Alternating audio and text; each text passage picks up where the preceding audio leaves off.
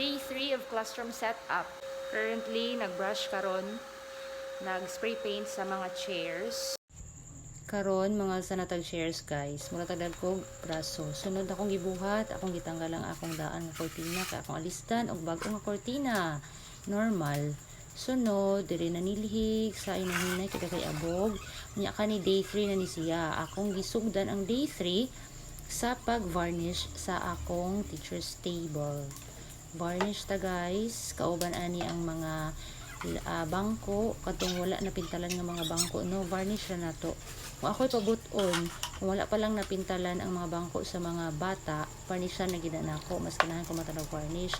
Kani nang hindot na puta sa atong blackboard, ug akong gipakita no ganina nga coke lang ang akong gigamit. Effective siya guys, sisting ganin ninyo. And then nang hindot na puta sa atong ceiling fan, ug mao ni ang result after sa tanan.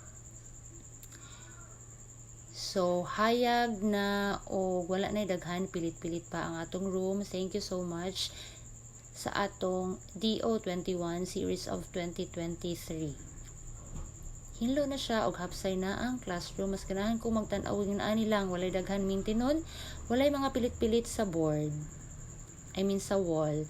O karon makita ko niyo sa amin nga naka-uniform kay first day of school na ni guys. Okay, bye.